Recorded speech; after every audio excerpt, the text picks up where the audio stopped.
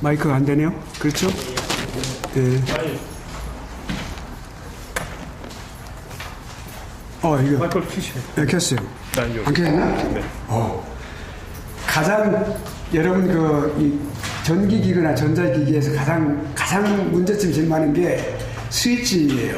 컴퓨터가 안 되면 빠져있는 거, 그거 제일 먼저 보라고 그러죠? 기초적인데. 제가 그 실수를 또 했어요. 네. 오늘 하나의 말씀은, 요한복음입니다.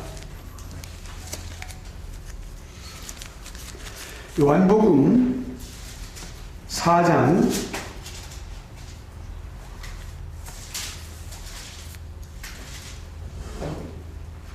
41절과 42절 말씀, 40절에서 42절까지 3절만 우리 합독하시겠습니다. 사마리아인들이 예수께 와서 자기들과 함께 요하시기를 청하니 거기서 이들을 이틀 요하심에 예수의 말씀을 인하여 믿는 자가 더욱 많아 그 여자에게 말하되 이제 우리가 믿는 것은 내 말을 인함이 아니니 이는 우리가 친히 듣고 그가 참으로 세상의 구주신 줄 알미니라 하였더라. 아멘. 구주라고 하는 단어가 여기 나오죠. 이 계절에 우리가 주님이 우리 세상의 구주이시고 내 개인의 구주이심을 더 실감나게 믿고 그리고 더 가까이 모시는 그런 시기가 되었으면 좋겠습니다. 제가 여러분에게 나눠드린 것은 오늘 교제하고 지금 나눠드린 것은 뭐냐면 우리가 시험 문제 맨 마지막 문제 있지요. 맨 마지막 문제를 시험 문제 한번 보시겠어요? 맨 마지막 문제가 37번입니다. 근데 이 37번 문제가 뭐라고 되어 있냐면 신앙의 근거에서 성령의 증언에 대한 교리를 칼빈의 해석에 따라 설명하십시오 그랬단 말입니다.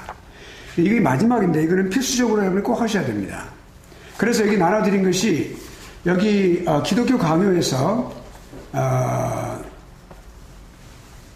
The Institute of Christian Religion, 그러니까 칼빈의 가장 대표적인 대작인 저서 기독교 강요입니다.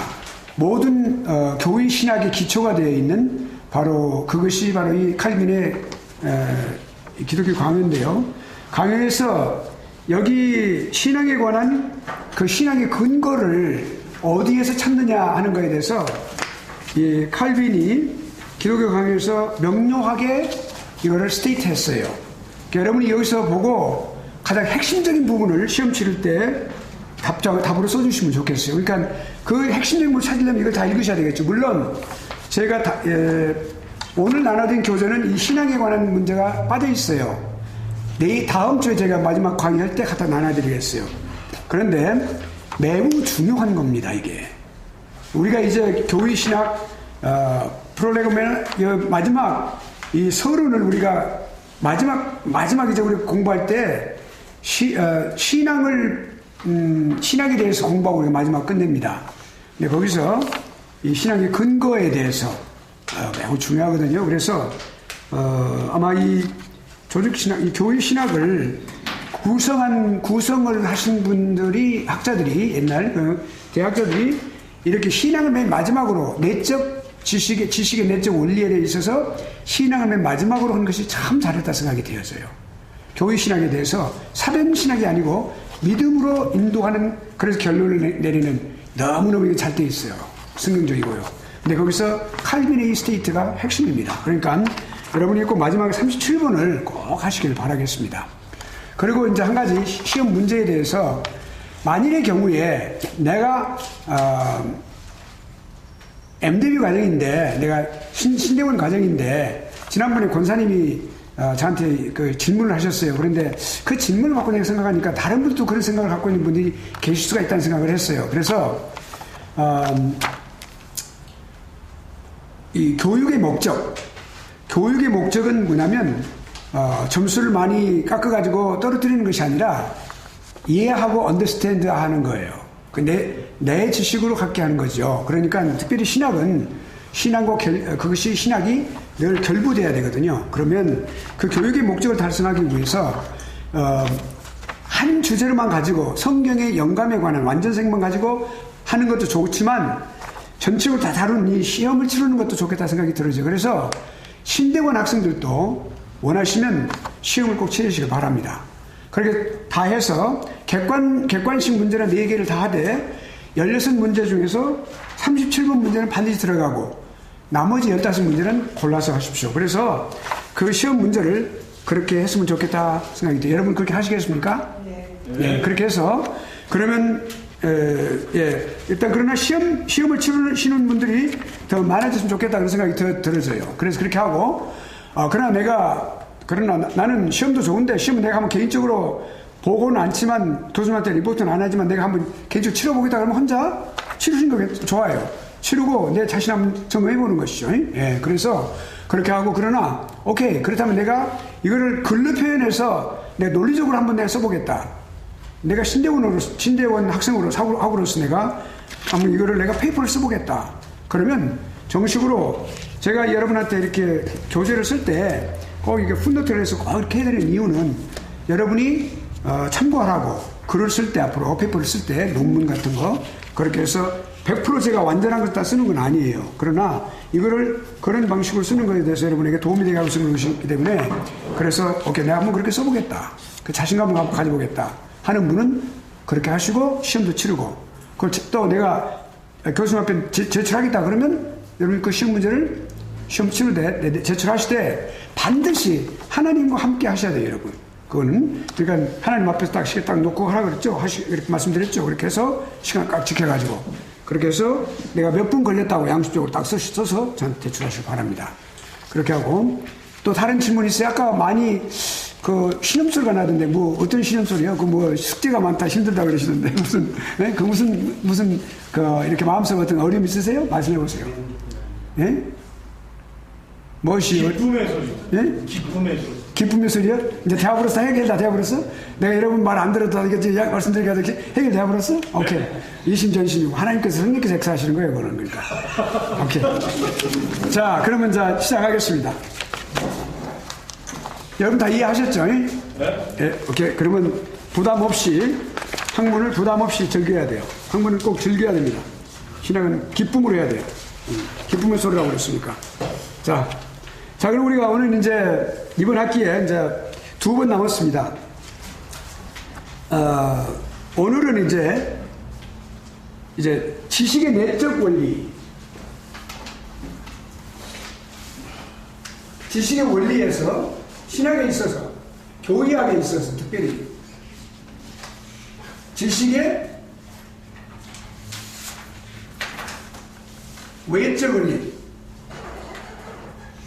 그 다음에 지식의 내적 원리가 있어요. 이거는 객관적입니다. objective. 그러니까 이거는 객관적입니다. 객관성이 있어요. 이거는 주관성이 있고요. 왜냐하면 이것은 하나님의 계시이기 때문에 그렇습니다. 계시에 관한 교리.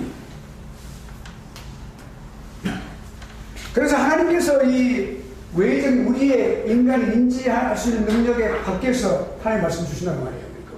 눈으로, 귀로, 네, 그렇게 있고, 그게 객관적인 외적 원리입니다.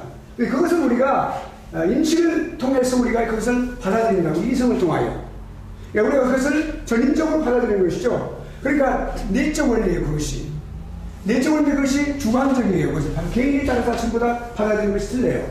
그러나, 물론 그 본질은 같은데, 그렇게 된단 말이에요. 그렇게 해서, 성령 하나님께서 여기서 원래 이 내적 원리의 가장 근원이 되시는 분은 성령 하나님이십니다.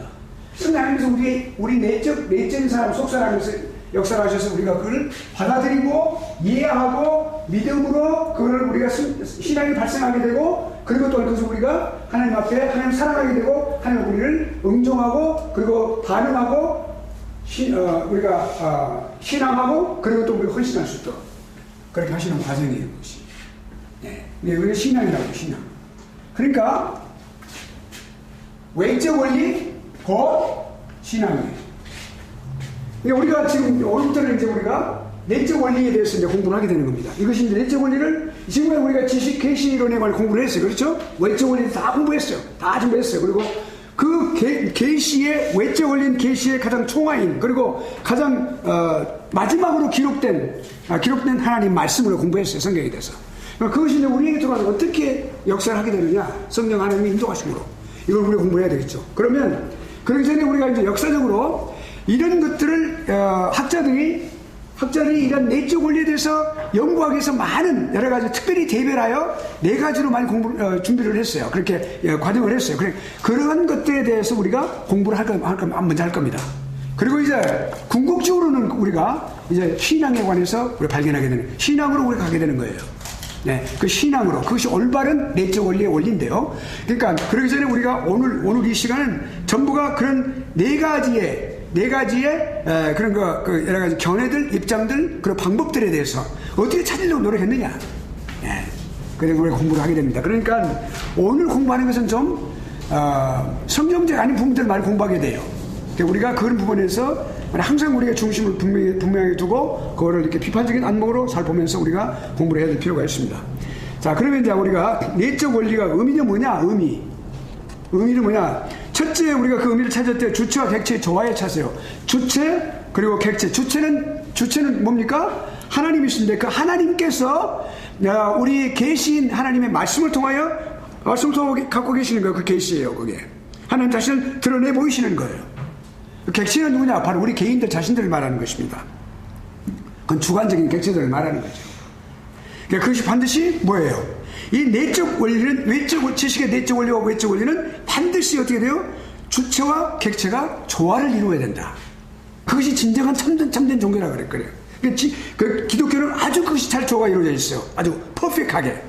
그러니까 생명의 종교로서 손색이 없는 그런 종교라고 말할 수가 있어요. 그러니까 자, 여기 이제 중요한 것은 뭐냐면 지금까지 우리가 다루온 외적 원리는 곧 계시입니다. 계시의 총화가 뭡니까? 하나님 말씀이죠. 근데 그 계시에 부합해 가지고 그 계시를 우리가 대할 때 계시는 무엇을 통해서? 하나님 말씀을 통하여. 여러분 직접 계시가 아닙니다. 지금 말씀드리는 것은 꼭 그 주의해야 돼요. 하나님의 말씀을 통하여. 아시겠죠? 직접 계시라는 게 없어요. 직접 계시를 말하는 사람도 잘못된 거예요. 지금은 직접 계시는 있는 거 아니에요. 그건 하나님의 말씀으로 기록된 말씀으로 주시는 거예요. 그게. 알죠? 계시가 반드시 기록이 되어 있단 말이에요. 그러니까 기록이 완성된 그 계시 말씀에 그 외적 원리에 부합해가지고 그 계시를 받기 위해서 사람의 내부에서 속 사람이 거기에 응답하는 거예요. 그것이 지식의 내적 원리, 곧 신앙이 있어야만 하는 거예요. 네, 그게 중요합니다. 그래서 특별 계시를 하나님의 그 특별 계시를 분명하게 분별하고 그것이 그리고 또 전적으로 소유한다, 전유한다. 그걸 우리가 분명하게 확실하게 딱 가게 되는 그런 원리가 사람에게 있어야 된단 말이에요. 이걸 우리가 지금 볼 때 그것이 지식의 내적 원리라고 말하는 것이죠.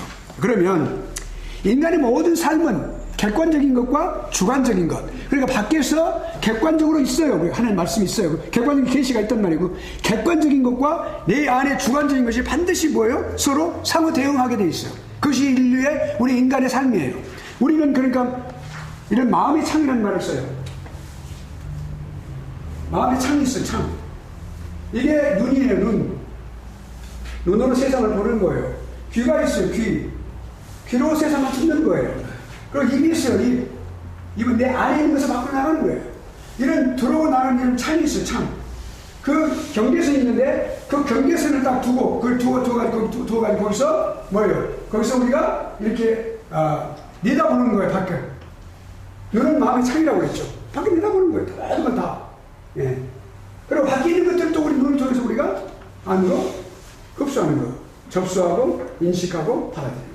이것이 반드시 내적인 것, 외적인 것이 반드시 상호 조화를 이루면서 살아가게 돼 있어요. 인간 구조가 그렇게 돼 있어요. 모든 동물이 그렇게 돼 있어요. 물론 식물은 눈이 없습니다만 그 식물도 이렇게 느끼는 것이죠. 소리도 듣는다고 그러죠. 그러니까 우리가 집에서 이렇게 화초를 키울 때 아주 부드러운 손길로 손이 가장 아주 섬세하다고 그러죠. 손길로 이렇게 쓰다듬어 주면서 사랑한다, 잘 자라라. 오, 여기까지 자랐니? 근데 그 식물은 잘 자란다고 그러죠. 저주를 하면은 너는 꼭 죽어야 되겠어. 아, 넌 안 돼. 이거 아주 이거는 뭐 사서 안 되겠구만. 포기도 싫고 말이지. 냄새도 나고 그냥 꽃도 안 피우고 말이지. 그냥 지저분하고 결국 그 나무는 죽어요. 그런 걸 많이 우리가 느끼죠. 예. 그러니까 물론 그것이 동양 철학만이 아니라 그 삶의 그런 어떤 그 원리라고 말이에요. 그러니까 자, 외부 세계에 의존하면서 우리는 사는 거예요. 우리 인간은 절대로 혼자 자존할 수가 없어요. 피조물은 다 그렇게 되어 있어요. 특별히 인간도 그렇게. 인간은 특별히 하나님의 형상으로 지원받는 우리 인간은 하나님께 의존하는 존재다 이 말이에요. 하나님께. 그러니까 자율적이지 못해요. 그러니까. 그래서 그것을 어떻게 살아가요? 반드시 하나님의 은혜로 살아가는 거예요. 그래 우리가 믿음을 가지고 가진 사람이 그걸 깨달을 때 뭘 알겠어요? 오, 이것이 은혜라. 비록 어거스틴의 은총론을 우리가 생각하지 않더라도 말이죠. 예. 은총론이 세계에서 지금 역사에서 가장 유명한 게 어거스틴의 은총론이에요. 그만큼 깨달았어요, 그분은요. 그분의 후예들이 우리란 말이에요. 그럼 우리 세상을 살아갈 때, 이 모든 것이 하나님의 은혜입니다. 우리 은혜로 살아가는 거예요. 그렇다면 그 은혜와 연관되는 게 뭐예요? 이와 같이 하나님의 객관적인 그 계시가 우리에게 하나님의 말씀을 통해서 들어왔을 때 우리가 거기에 대해서 하나님의 특별 계시를 인식하고 거기서 믿음으로 우리가 믿음이 생성되어지고 그리고 또한 거기서 성장하고 우리가 자진하여 주님을 사랑하고 그리고 헌신하고 그리고 응종하고 따라가고 순종하며 살아가는 것 이런 거 있어야 되겠죠. 근데 그것이 말이죠. 우리 인간 안에 본성적으로 주어졌다고 말이에요. 선험적으로. 예. 선험적으로 주어졌어요. 우리가 우리의 모양을 따라서 그들을 사람을 만들자 그러셨다. 삼위 하나님께서 창세기에서. 우리라고 그래요. 우리. 그 삼위 하나님이에요. 예. 복수. 그런데 거기서 그렇게 우리의 모양을 따라서 그런 형상을 따라서 이미지 of God이에요. 내면적에서 말하죠. 인격을 말합니다. 그러니까 그래서 거기서 우리가 그걸 우리가 그렇게 태어났기 때문에 우리는 그렇게 의존하며 살아가는 것이죠. 자, 그리고 성경이 말하는 것 같이 이렇게 피조물에 나타난 하나님의 계시를 관찰할 수 있는 하나의 기관을 갖고 있어요. 이게 우리가 좀 더 깊게 말하면, 좀 더 이렇게 원천적으로 말하면 칼빈이 하나님의 지혜를 통하여 깨달은 것이 뭐냐면 우리 인간에게는 종교의 씨앗이 있다 그랬어요. Seed of religion. 그러니까 하나님을 알 수 있는, 하나님을 이해할 수 있고 깨달을 수 있고 또한 추구하고 더듬고 살아갈 수 있는 그런 것을 주셨다. 그 기관이 있어 우리에게. 네. 눈에 보이지 않는 기관인데 말이죠. 그러니까 그런 것을 우리가 알아야 된단 말이에요. 그러니까 외적 원리가 분명히 있으면 거기에 따라서 상응하여 부응하여 내적 원리가 분명히 있어야 된다. 지식의 내적 원리. 근데 그것이 서로 이렇게 일치가 된단 말이에요. 일치가 상응해야 되니까. 외적인 객관적인 지식은 분명히 오고 있는데 내적 원리가 그게 상응 안 한다면 아무런 소용이 없는 거겠죠. 그러니까 무엇을 해요? 우리 이성을 통하여. 그냥 소문자 로고스를 써요. 로고스 소문자로. 그리고 이성을 말할 때 로고스라고 말을 해요. 그러니까 대문자는 그 말씀이신 우리 예수 그리스도를 의미합니다. 그런데 이것은 이성. 예. 그거를 이제 그렇게 그 바깥에 있는 어떤 그 rationality, 그러니까 실제적인 어떤 그런 실체 하듯이 우리가 사람의 주관적인 기관이 하나님의 객관적인 계시에 반드시 호응을 해야 된다 그 말이에요. 이것이 하나님의 법칙이고 그 원리예요. 예. 그러니까 우리가 이와 같이 내적인 원리를 우리가 공부하는 이유가 바로 거기에 있는 것이죠. 예. 자, 그렇다면 객관적인 계시가 지식의 외적 원리입니다. The external source of knowledge is revelation. 그것이 objective revelation. 그러니까 그것이 객관적인 계시가 외적 원리 근원이 되는 거예요. 그 다음에 또 교회에 하나님께서 그리스도께서 보내오셔서 교회에 부어주신 바로 성령 하나님이 바로 내적 원리의 근원이 되십니다. 그러니까 우리가 내적 원리를 우리 안에 갖고 있어요. 그 내적 원리를 인도하시고 올바르게 인도하시고 또 결론을 짓게 만드시고 또 그렇게 하나님의 뜻에 따라서 그렇게 하도록 그렇게 살아가도록 그렇게 하시는 바로 중요한 분이 누구냐면 바로 그 근원이 되신 분이 the internal source of knowledge가 누구예요? It's Holy Spirit. 죄송합니다. 제가.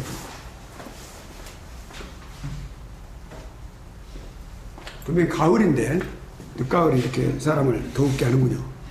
예. 양치도 저 그래요. 저 태양인은 아닌데 우리 장님 잘 아시죠? 우리 장님들은 딱 보면 아시죠? 제가 태음인인지 뭐 태양인인지 또는 뭐 잘못 아시고 하여튼 저는 열장이에요. 그래서 예, 오케이. 좋은지 나쁜지 모르겠어요. 지금 좋은 말씀을 하신지 그건 잘 모르겠는데. 오케이. 자, 그러면 봅시다. 자, 그러면 이제 이거에 대해서 우리가 성령님의 증거를 한번 봅시다. 그러니까 오늘은 지금 우리가 이제 내적 원리의 30부분을 공부하고, 그리고 먼저 하고 나서 이게 대해서 개념을 우리 알고, 그렇죠? 그 개념을 알고, 그러고 나서 이제 그 사람들이 추구했던 그런 방법도 우리가 지금 좀 30부분이에요. 성령님이 어떤 증거를 하시느냐? 계시가 반드시 누구를 통하여? 성령님의 역사하심을 통해 그 목적을 이루어갑니다. 하나님의 계시가 말이죠. 예.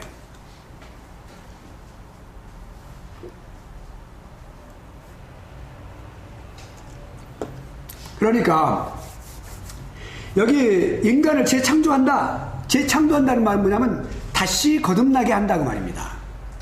네, 다시 거듭나게 하시는 것이 하나님께 급하신 뜻이죠. 그거를 누가 하세요? 성령님의 증거를 통하여. 성령님께서 이 성령님의 증거라고 하는 이 말이요, 나중에 신앙에 가서 아주 크게 나타납니다. 신앙의 근거에서 성령님의 증거가 아주 크게 아까 오늘 나누던 것이 칼빈의 이야기가 거기서 핵심적으로 나타나고 있는데, 이 성령님의 증거를 통해서 실현되어지는 거예요. 모든 인류에게서 또 개인에게서. 그리고 그 목적을 달성하는 거죠. 그러니까 객관적인 계시는 뭡니까? 뭐냐면 수단이에요. 어떤 것을 위해서 수단입니까? 그 어떤 목적을 이루기 위해서. 그 목적이 무엇입니까? 그 목적은 바로 성도 안에 신앙을 이렇게 세우고, 그 신앙을 발전시키고, 또 그리고 발달시키고, 그리고 성화의 과정을 가서 목적을 이루게 하시는 거죠. 그것이 목적이에요. 이 성도를 이렇게 세우는 거예요. 우리가 사도 바울이 로마서 12장, 또 고린도전서 12장, 에베소서 4장에서만 나옵니다만은, 거기서 그 목사와 교사로 세우는 가장 중요한 목적이 뭐냐? 그것은 성도를 온전케 하는 것이다 그랬어요. 성도를 세우고 온전케 하는 것, 예, 하나님 뜻에 순종하게 하는 것, 이거 마찬가지. 그것이 일치가 되는 거예요. 이게. 왜냐하면 교의학은 성경에서 나오는 말씀들을 체계적으로 쓴 거기 때문에 똑같아요. 성령님의 그 증거를 통하여 사람들을 그렇게 세워서 궁극적으로 목적은 성도를 세우는 데 있어요. 그게 목적이에요, 그것이. 그러니까 무엇을 통하여? 하나님의 말씀을 통하여. 그러니까 하나님의 말씀은 뭐가 될까요? 도구이고 수단이 되는 거예요. 그러니까 방편이 되는 거예요. 방편이라는 말을 쓰지, 옛날 말입니다. 그러니까 수단은 현대 말이고, 그리고 수단, 방편 똑같은 말이죠. means. 성경은 그 말씀이죠. 예. 그리고 교회 공동체는 성령님의 성전이 되는 거예요. 신앙 고백서 뭐라고 말을 하고 있어요? 육에 속한 사람이 아닌 오직 영에 속한 사람만이 하나님께서 그에게 은혜로 베푸신 것을 알 수 있다 그랬어요. 그러니까 예수 그리스도께서 비유로 말씀하신 이유는 그것은 너희들에게는 아는 것으로 되어 있으나 저들은 이해하지 못하도록 한 것이다. 그래서 택함을 받은 사람들은 성령님의 증거를 통해 인도함을 받고 있잖아요. 그 사람들은 육에 속한 사람이 아니에요. 자연인들, 예수 그리스도를 알지 못하는 사람들 자연인이라고 말해요. 우리가 똑같은 사람이지만 택함을 받은 사람들, 거듭난 사람들 그거 자연인이 아닙니다. 저희 자연인들은 어떻게 살아가요? 이성으로 판단하고 생각하고 살아가는 거예요.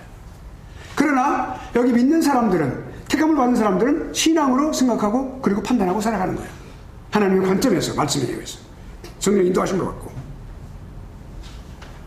그러니까 누가 교회의 일원이 되는 사람들, 택함을 받은 사람들이, 성도들이 곧 성령님의 전이고, 성령님의 증거가 모든 성도들의 증거가 되는 거예요. 소유가 되는 거예요. 다 그렇게 내 것이 되는 거예요. 보니까 성령님이 증거해 주신 것이. 네.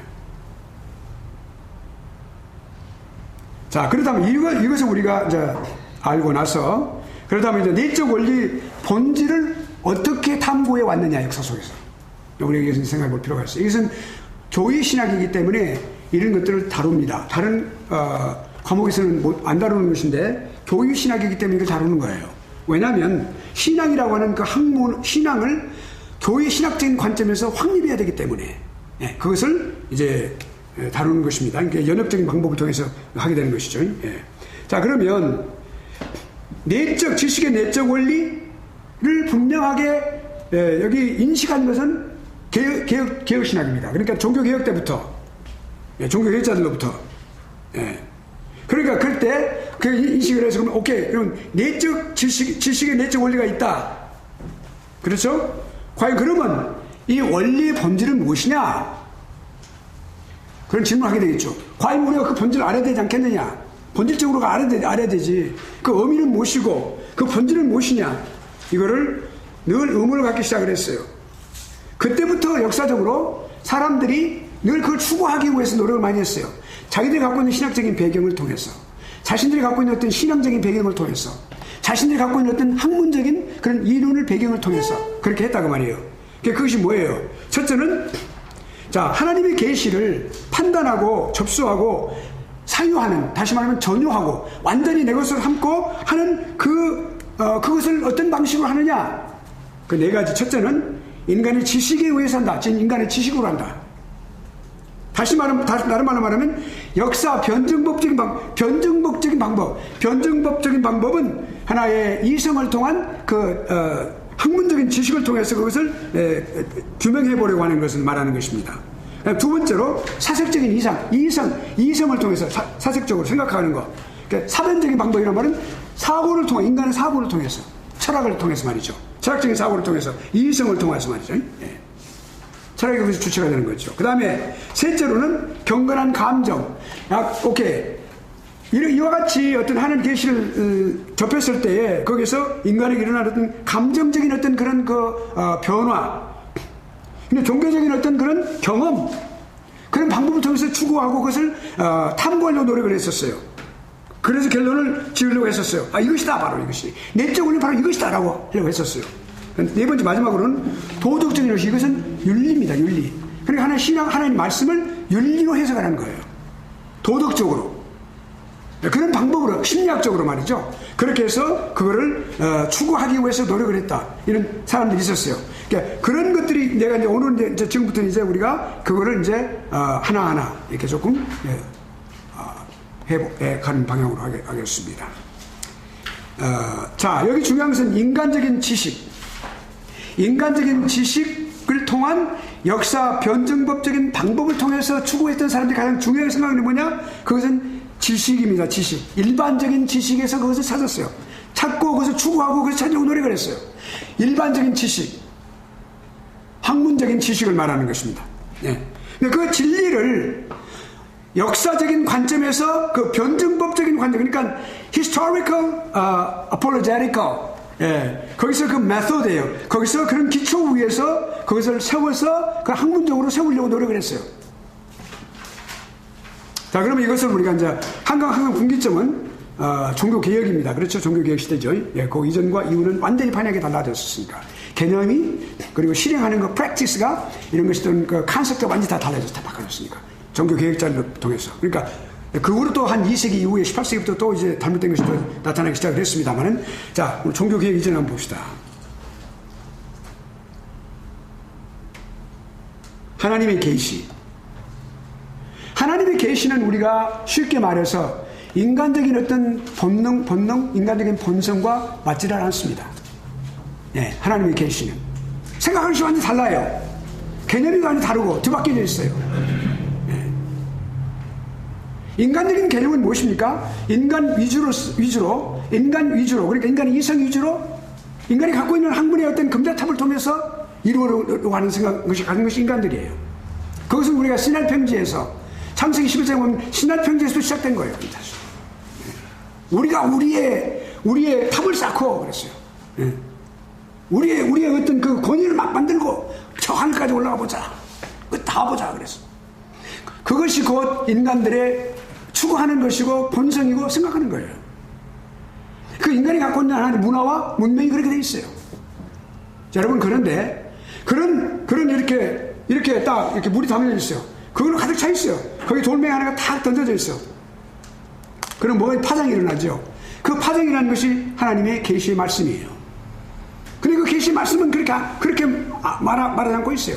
인간 위주가 아니라 하나님 중심이라고 말하고 있어요. 유대인들이 말이죠. 그런 생활을 그렇게 살아왔는데 하나님 중심으로 살아왔지만 그들이 택자라고 하는 것을 선민이라고 생각하고 살아왔지만 그들이 바리새인으로 나가면서 말이죠. 그렇게 아주 더 깊은 그런 아주 골수 분자들이 되어가면서 유대 종교의 골수 분자들이 되어가면서 그들은 똘똘 뭉쳐가지고 인간의 개인적인 의를 터뜨리는 자기 의를 터뜨리는 대로 아주 똘똘 뭉쳐하고 있었어요. 아주 이렇게. 그런데 누가 나타났어요? 예수 그리스도께서 오셨어요. 그리스도께서 오셔가지고 그들에게 완전히 뒤바뀌는 것을 가르쳐 주셨어요.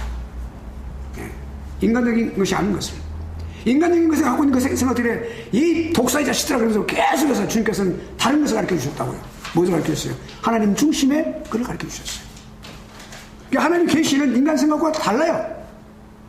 그런데 인간들은 그러니까 인간들은 하나님 말씀을 볼 때 계속해서 거기에 도전하고 공격하고 그래왔단 말이에요. 그것의 총화가 고등비평이에요. 여러분 고등비평에 관한 책들 많이 읽지 마세요. 신앙을 잘못 배우면 우리가 신앙을 버리게 되어 있습니다.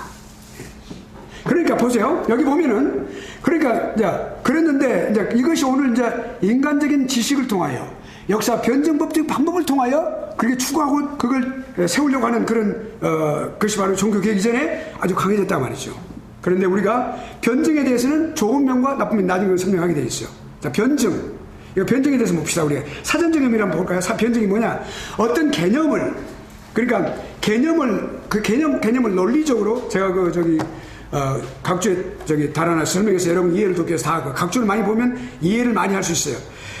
분석해가지고 그것을 그 대상을 연구하는 거예요. 그러니까 논리적으로 그 논리가 그것을 나직이 거기에 아주 깊이 중요한 것으로 작용하고 있습니다.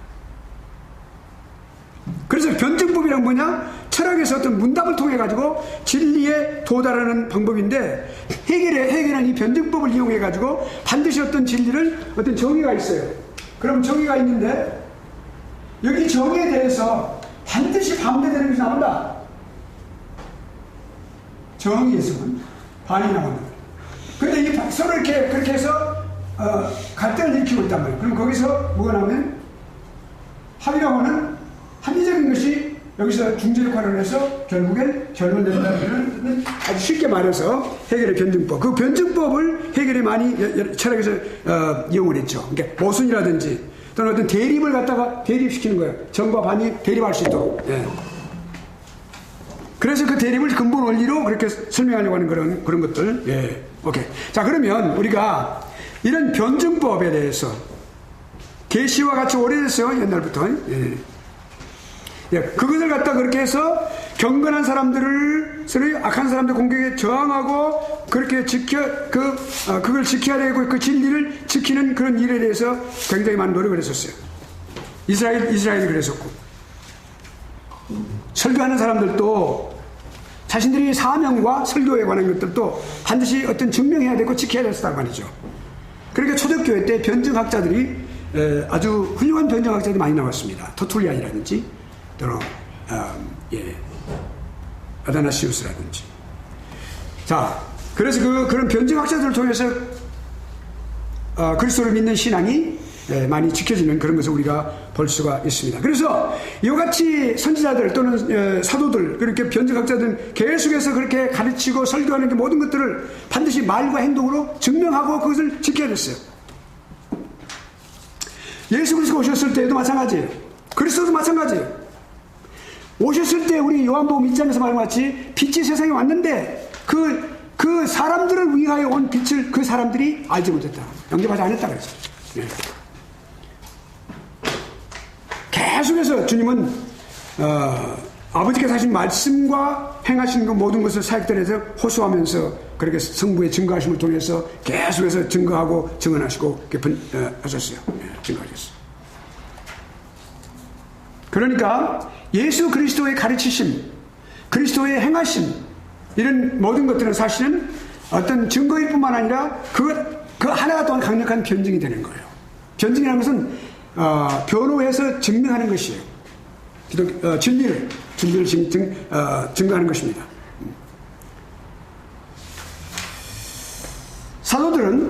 예수 그리스도께서 우리가 지금까지 지켜왔고 그리고 기대하고 대망해왔던 메시아라는 사실을 증거하고 변증했어요. 계속해서.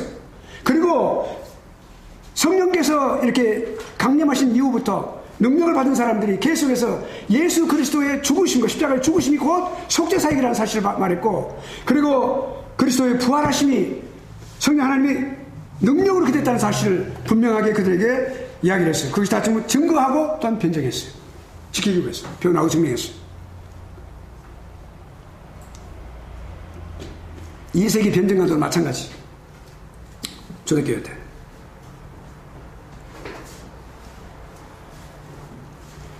그렇게 이와 같이 변증, 그러니까 기독교 진리를 변호하고 증명하는 그런 이 모든 일들이 2세기 때 그렇게 되어 있었죠. 그럼 2세기 때 그렇게 되어 있었는데, 그렇게 해서 특별히 계시 어떤 구속적 메시지 또는 이런 모든 것들 전화 받은 거죠. 교회로.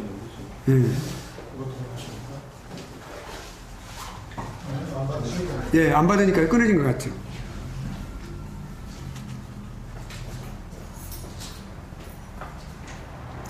여러 가지 많은 예언들, 또 무슨 이적들, 또 여러 가지 성경의 통일성이 모든 것들에 대해서 전반적인 기독교에 대해서 그런 진리를 그렇게 변호하고 또한 설명하고 증거하고 그랬었어요. 그런데 그 세월이 지나면서 이제 스콜라주의요. 그들도 또한 신앙으로부터 출발을 했습니다. 그런데 그 신학자들은 거기서 이제 이거를 어떻게 바뀌었냐면 이성의 개념들로 변화시키기 위해서 계속 시도를 했어요. 이것이 이제 어려움이 시작이 되었습니다.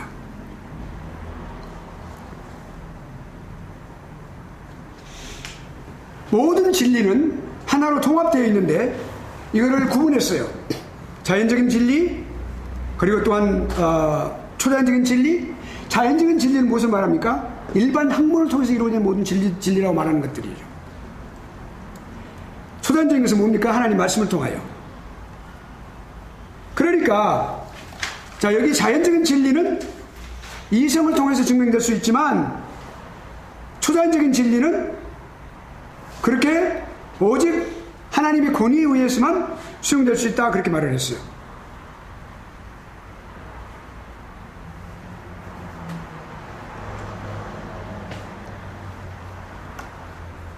그러니까 이 스칼라 신학자들은 그러니까 어떤 합리적인 방법을 통해서 논증을 통해 가지고 자연계시의 진리들을 증명하기 위해서 노력을 많이 했으니까 일반적인 진리를 사실은 이렇게 끌어올려서 형이상학적인 그런 분야로 끌어올리기 위해서 그들이 그렇게 했단 말이죠.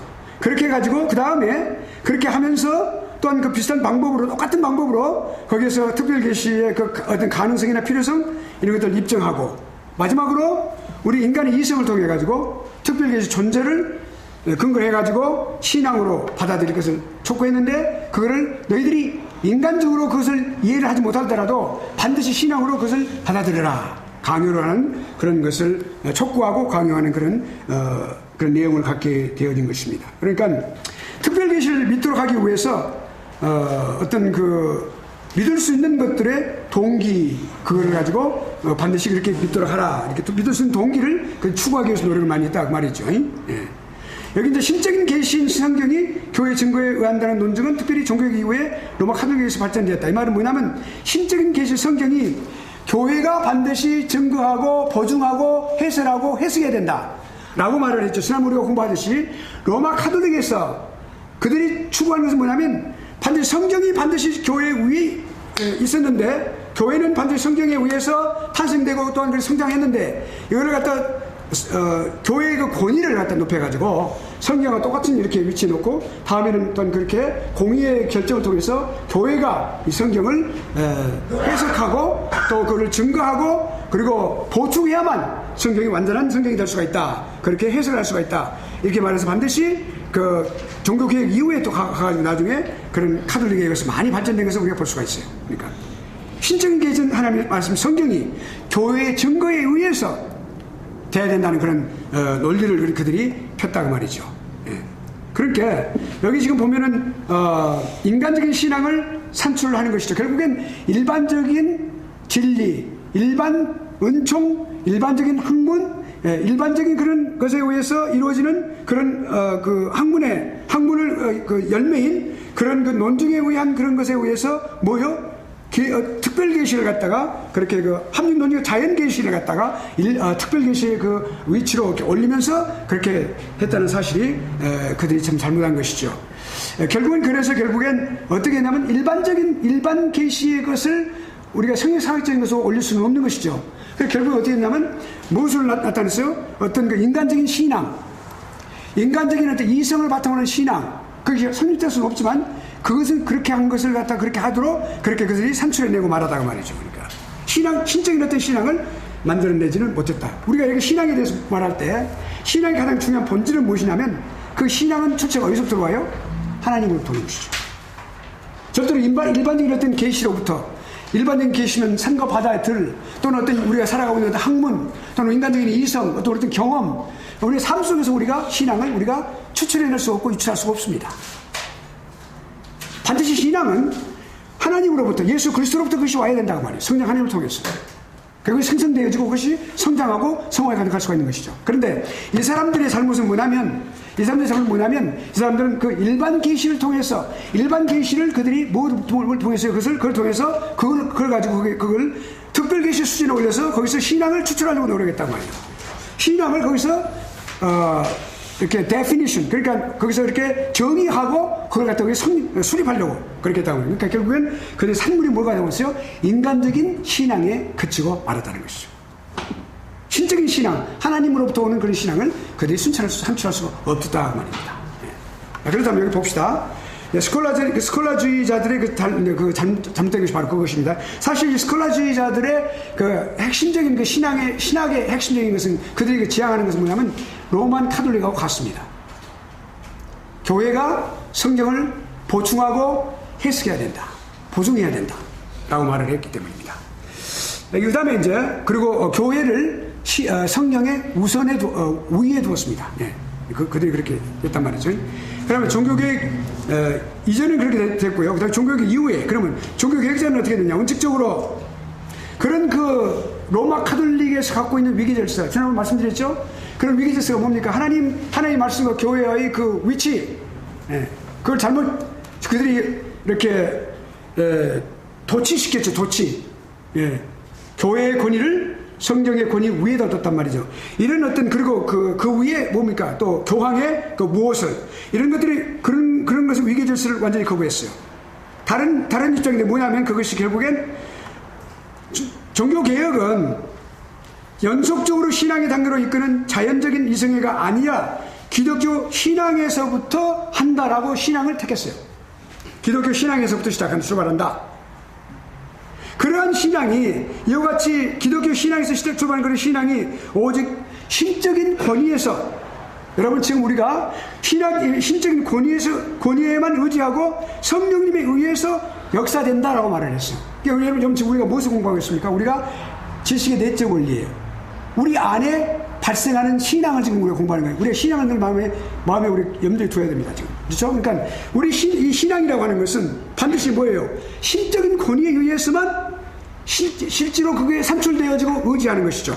그리고 성령님의 역사에 의해서만 그것이 결국엔 역사되고 그리고 또한 성장하고 열매를 맺는다는 것이죠. 그것을 선언했어요. 예. 그러니까 그렇지만은 그 이후에 종교개혁 그 시절이 지난 이후에 신학자들이 이걸 그 후로 많이 여러 가지 많은 다른 면으로 많이 이렇게 변화시켜서 또 다른 것들을 보고 다른 것들을 많이 보면서 그렇게 흥미를 우리가 알 수가 있어요. 그러니까 계시의 진리에 대해서 자연 계시, 역사적인 증거,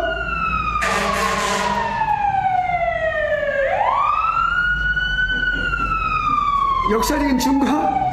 오늘 여기 지금 여기 앞에가 지금 저기 소방서죠. 그러니까 또 누가 좀 불이 났거나 아니면 또 누가 한 생명이 또 지금 심각한 위치에 있는가 봐요. 그래서 뒤문 열어놨죠. 예.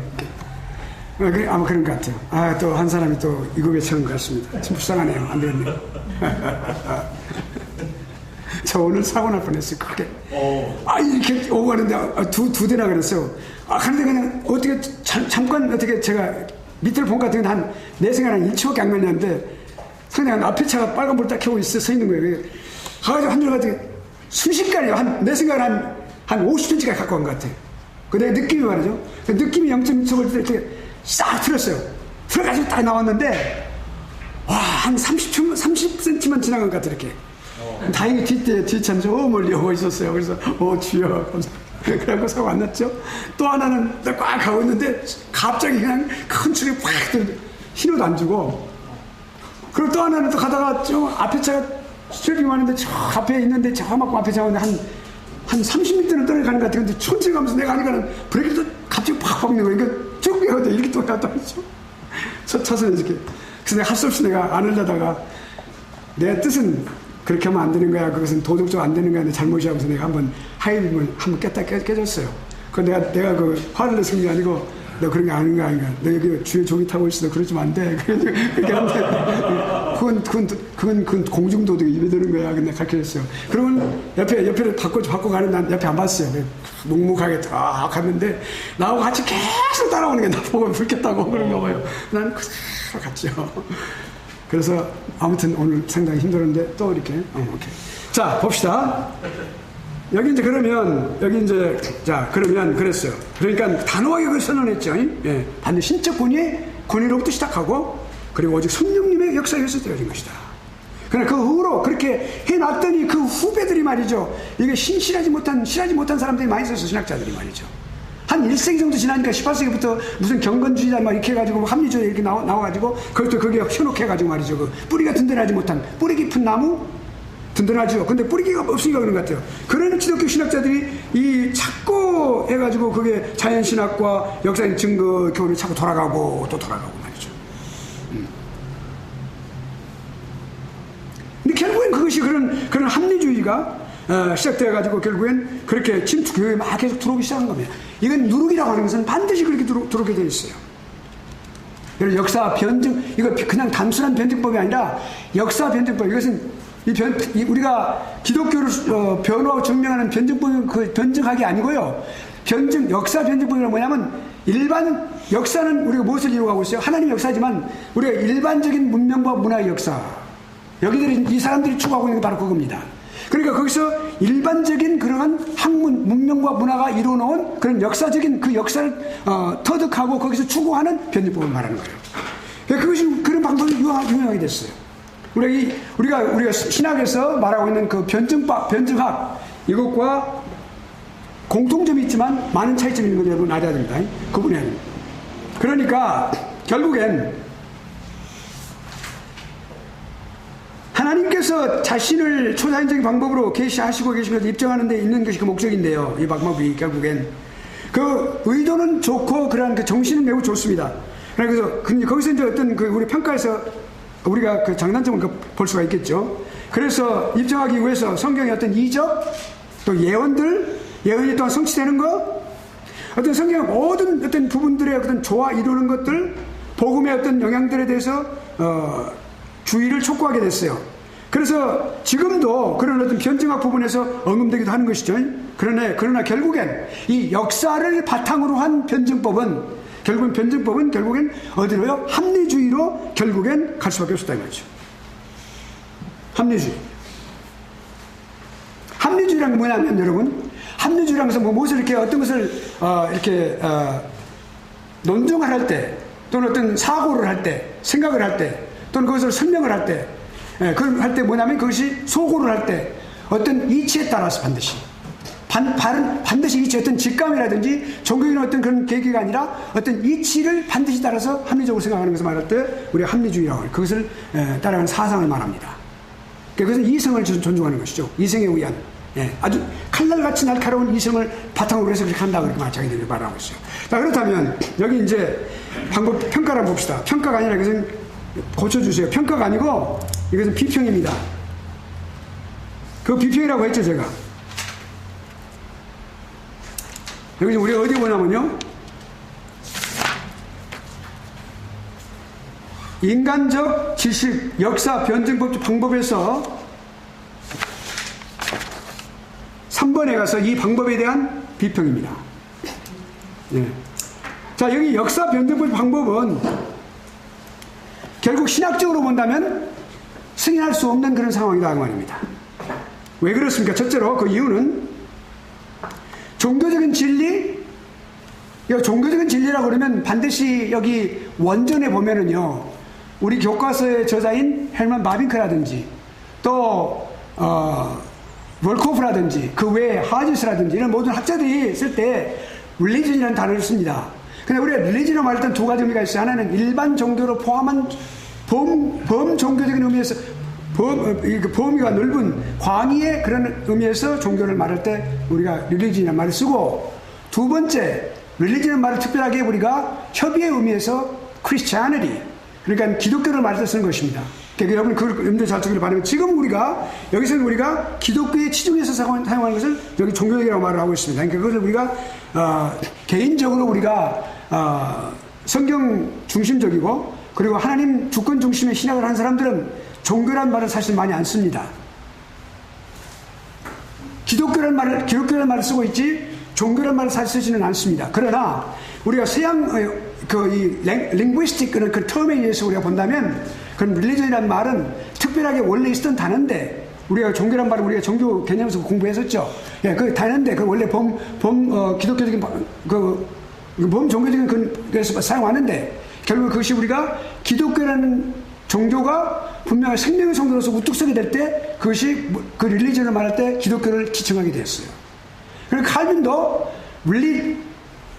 Christianity, religion, 그러니까 institute of Christian religion이라고 썼어요.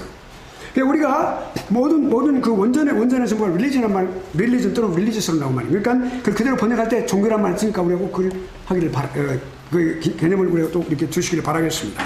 예. 자, 그러면 특별히 우리가 그러면 여기 보니까, 자, 방법은 종교적 진리, 그럼 기독교적인 진리라고 말할 수 있어요. 그러면 그 종교적인 진리와 신앙을 다 경시하는 거예요. 왜냐하면 여기 출발은 어디서부터 시작해요? 지식으로부터 시작하기 때문에 인간이 이성 속에 누적되고, 그리고 거기서 그것이 활발함으로써 거기서 시작되어지고 또 추진하고 있는 그런 지식, 그 지식을 바탕으로 하기 때문에 그것은 결국은 신앙은 지식과 다르거든요. 여러분, 신앙은 지식으로 절대로 그것이 생성할 수 없고 또한 성장할 수도 없고 열매 맺을 수 없는 거예요. 그럼 여기는 지식을 출발했거든요. 예. 그러니까 종교적인 진리와 신앙을 경시하는 거예요. 절대로 종교적인 진리는 어떤 학문의 법칙과도 같지 않습니다. 절대로 같을 수가 없어요. 그것이 컨트롤할 수도 없고 생성시킬 수도 없고 도와줄 수도 없고, 예, 규제할 수도 없는 거란 말이에요. 그러나 신앙은 학문적 연구의 어떤 결과의 어떤 통찰력도 아니에요. 공부 많이 한다고 해서 그 사람이 예수 그리스도 믿는 사람 되는 거 아니란 말이에요.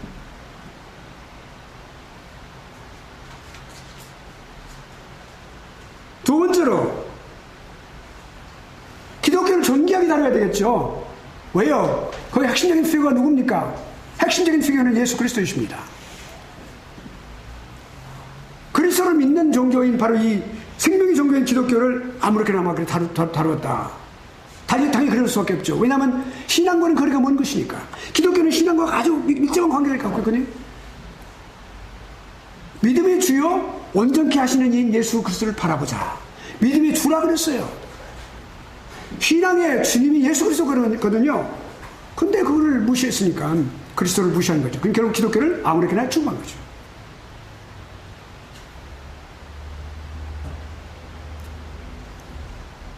하나님의 말씀을 가장 빛나는 세상의 빛인데 말이죠. 예수 그리스도가 세상의 빛이십니다. 그 예수 그리스도를 핵심적으로 품고 있는 말씀이 하나님의 말씀이에요. 그럼 세상의 빛이죠, 말씀이.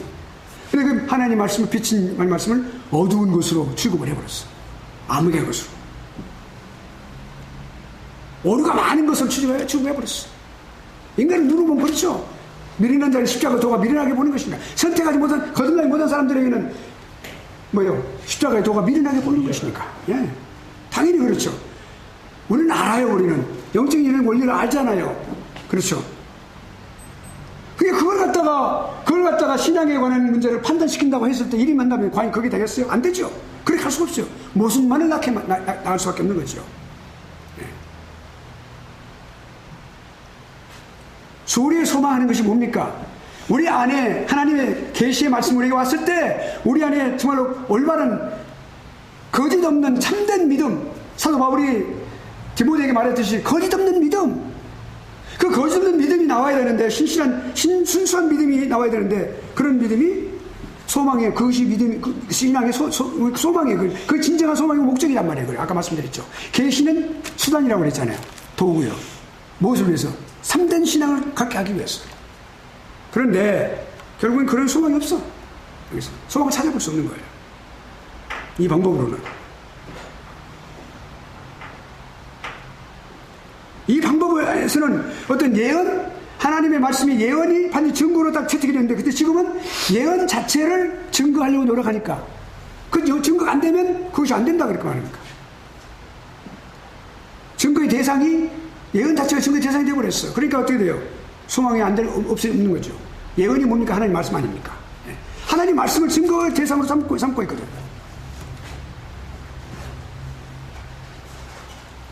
자, 그럼 우리가 변증학을 한번 봅시다. 변증학. 기독교의 진리를 이 변증학은 변호하고 증명하는 겁니다. 하나님의 존재하심과 기독교의 진리를. 자, 그러면 변증학의 위치는 어디가 있느냐? 반드시 신앙 다음에 오는 거예요. 먼저 신앙이 있어야 되겠죠. 그래, 그것을 변호하고 증명할 수 있어야 되겠죠. 변증학이 먼저 있고 신앙이 나중에 온다는 것은, 지금 이 변증학자들이 말하고 있는, 여기 역사적 변증학자들이 말하고 있는 것이 뭐냐면, 이런 변증학이 먼저 온다라고 말하고 있어요. 그것이 신앙을 산출해낸다고 말하고 있거든요. 신앙을 세우려고 말하고 있거든요. 그거 안 되는 것이죠. 역사적인 어떤 지식을 바탕으로 한 그것이 결국에 신앙을 만들어낼 수 없는 거라고 말이죠. 그렇죠? 그러니까 선행할 수 없어요. 신앙이 먼저예요.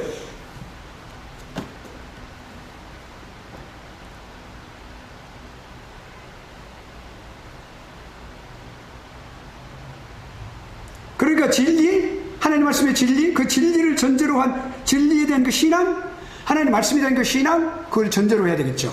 그래야만 그것이 옳게 되는데, 이거는 순서를 바꾸는 것이죠.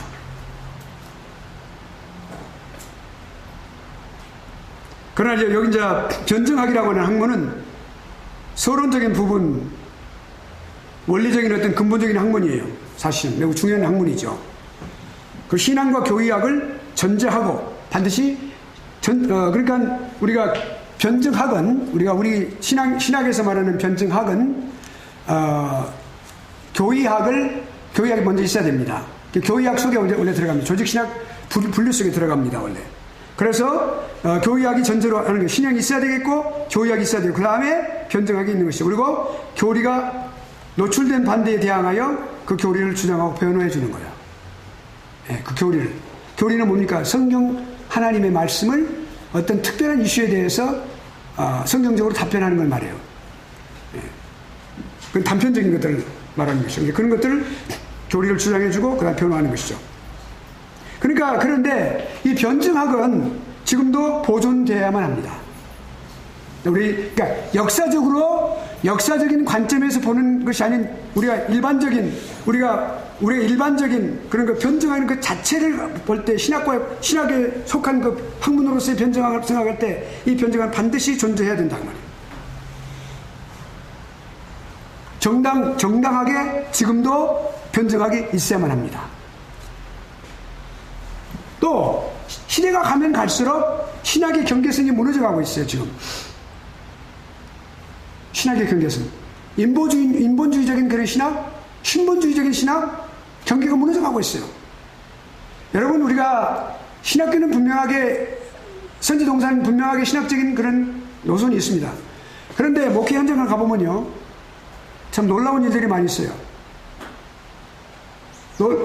분명히 거기는 보수 교단의 목사님이신데 설교한 내용을 들어보면 인본주의인 것을 다 말하고 있어요.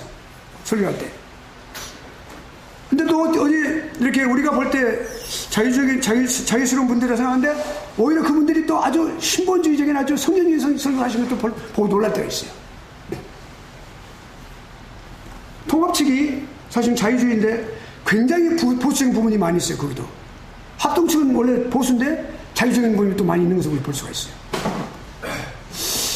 그런데 우리가 이걸 지금 상당히 지금 혼돈이 오는 그 혼돈의 시대가 와 있는데 이럴 때일수록 우리가 뭐예요? 변증학의 존재가 더 중요하단 말이에요. 진리를 변호하고 증명해야 되니까 바르게 성경적으로 지켜야 되니까. 그렇죠? 네. 장점과 좀 단점이 있어요. 필요성과 그리고 잘못된 점도 우리가 공부를 해야 된단 말이에요.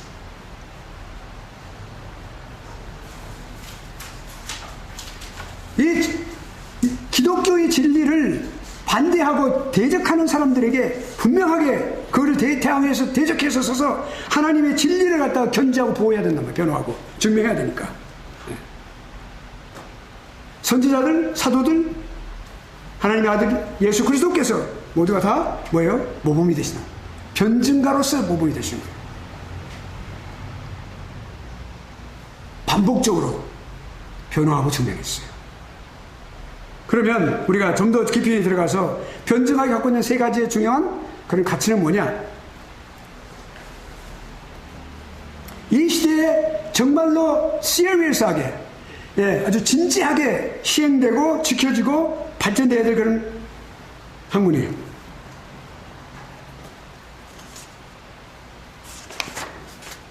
기독교 진리가 잘 보존되어야만 하나님께서 그 사랑하는 백성들에게 주시는 복이 완전하게 임할 수가 있겠죠. 잘 시행되고 가르치면 되니까. 그렇죠? 복을 받게 하기 위해서 모든 것이. 기복사랑이 아니라 하나님께서 베푸신 그 은혜가 모든 사람들에게 임하야만 되겠습니까? 기독교의 중요한 학문으로서 기독교 학문은 신학이라고 그러는데 신학은 모든 학문의 통틀어서 신학 학문의 여왕이죠. 그러면 이런 일반 학문과 분명하게 구분이 되는 것이니까 그 가운데 이 변증학이 들어있어요. 중요한 위치에 있단 말이에요. 변증학은 신학들이 존재하고 있는데 그 신학들로 하여금 어떤 근거? 그 신학이 어디에 근거하고 있는가? 그 원리들이 무엇이냐? 그 내용들은 과연 무엇이냐? 이런 걸 잘 설명해 주는 거예요. 신학이 갖고 있는 나는 신학하는 사람들은 신학도는 나는 이런 학문을 공부하는 사람이다. 그런 어떤 자의식. 신학 자체가 자의식이 있어요. 스스로. 어떤 그걸 행하는 사람들이 물론 하겠지만, 학자들이 하겠지만, 또는 신학도를 하겠지만, 그런 어떤 분명한 자의식이 있어요. 내가 누구라고 하는 사실을. self-identification. self-identity. 그걸 분명하게 그걸 갖다 촉진시켜주고 촉구시키고 나는 이런 사람이로구나. 내가 이런 것을 가르쳐야 되겠지. 나는 이것을 지켜야 되겠지 하는 거예요. 개혁신학이 있다면 그 개혁신학을 나는 분명히 이것이 나의 얼굴이로구나. 내 뿌리는 이것이고 내 원리는 이것이로구나. 그걸 촉진시켜주고 리마인드 시켜주고 알게 해주는 거예요. 변증학. 그 필요해요. 그리고 또 한 가지. 반드시 변증학은 일선에 서 있는 학문이에요, 사실. 누가 일선에 서 있어요? 대적자들과 앞에 서 있는. 이게 만약 우리 선교사님들이 오지에 가면은 아주 일선에 서 계세요, 일선에. 성령 하나님과 사탄의 괴계가 맞서는 현장이 있잖아요. 놀랍게 하나님께서 그러니까 그 선교사님들에게 막 놀라운 은총을 베풀어 주시죠. 막 아픈 사람들 일어나게 하시고 막 그냥. 우리가 여기 일반적인 어떤 목회 현장에서 일어나지 않는 그런 놀라운 그런 미라클 이런 아주 중요한 표적들을 많이 일으켜 주시는 그런 거죠. 변증학도 신학의 앞에 서 있어요. 제 앞에 대적사들과 딱 대면해 있었단 말이에요. 그래서 대적해가지고 그들에게 그냥 방어만 하는 것이 아니라 성령의 검을 가지고 그들에게 분명하게 논리적으로 이야기하고 그걸 갖다 논증하고 증명하고 변호해서 결론을 딱 내서 그 대적자들을 부끄럽게 만드는 거예요. 수치스럽게 만들어버리는 거예요. 공격적인 그런 거였어요.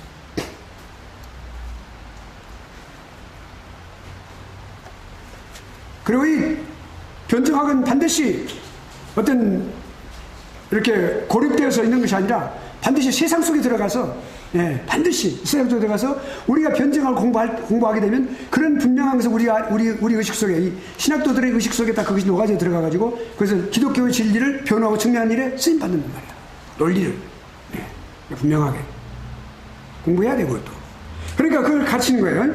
그런데 그러니까 어떤 사람들의 어떤 양심 그 사람들의 마음속에 분명하게 뭐예요? 신앙에 대해서 그렇습니다. 그건 옳습니다. 맞습니다. 라고 지지를 이끌어내는 그런 중요한 학문이 변증학이라고 말이죠.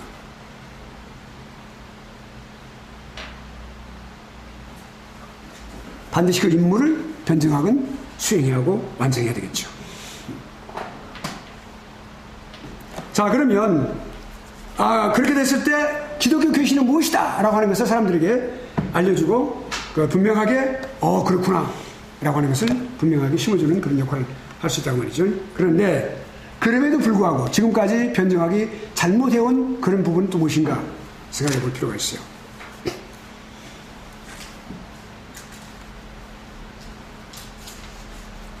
변증학은 신학과 늘 결부되어 있어요.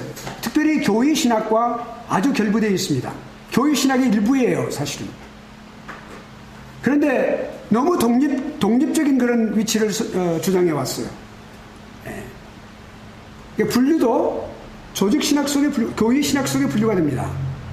그런데 따로 독립하는 그런 특성을 갖게 되어가지고 그래서 신학 앞에 너무 앞에 나선다든지 신학 위에 존재한다든지 하는 그러한 잘못된 부분들 스스로를 또 우리가 아는 것과 믿는 것 절대 분류가 안 됩니다. 분리해서는 안 됩니다. 하나님을 아는 것과 하나님을 믿는 것은 같다 그랬어요. 너희들이 성경에서는 하나님을 아는 지식에 더 깊어져 가라. 하나님을 아는 지식. 곧 하나님을 안다고 하는 것은 곧 하나님을 믿는다는 것과 직결되는 것입니다. 그런데 분리를 시켜요. 왜? 분리시킨 이유가 뭡니까? 논리성 때문에 그렇단 말이에요.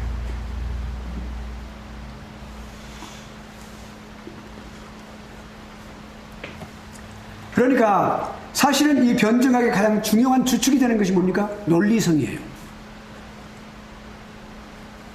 변증학은 논리성을 바탕으로 해서 논증하는 거예요. 그래서 그 진리를 변화하고 증명하는 거예요. 그러니까 너무 그게 강조가 되니까 결국엔 신앙과 아는 것, 지식과 신앙을 분리하게 되는 그런 오류를 범하게 된 것이죠. 어디까지 나갑니까? 거기에 거치지 않고 그 마치 변증학은 지성을 통해서 변증학이라는 지성을 통해서 마음이 변화를 받고 그리고 논증을 통해 가서 경건을 산출할 수 있는 것처럼 사람들이 기대하게 만들었다. 그것은 거기까지 가지 않았으면 좋은데 그랬다는 것이죠. 그러니까 이런 부분은 우리가 앞으로 이제 누가 그것을 고쳐가야 되느냐? 변증학자들이 고쳐가야 됩니다. 교회 신학자들이 고쳐가야 되고 모든 신학도들이 고쳐야 되고 또 모든 또 이렇게 신학자들이 또한 고쳐가야 되겠죠.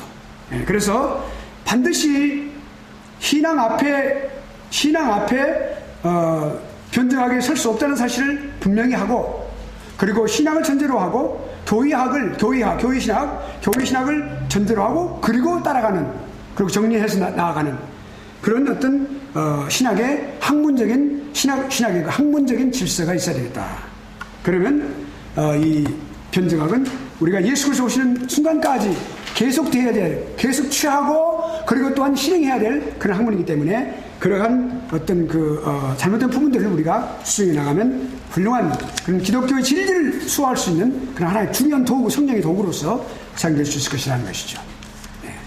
자, 여기 이제 우리가 이런 부분이 우리가 이제 그러니까 여기 보면은 지금 여기 인간적인 지식, 역사적 변증 방법으로는 우리가 신앙을 세울 수가 없다라고 결론을 우리가 내렸습니다. 두 번째로 사색적 이성과 사변적인 방법.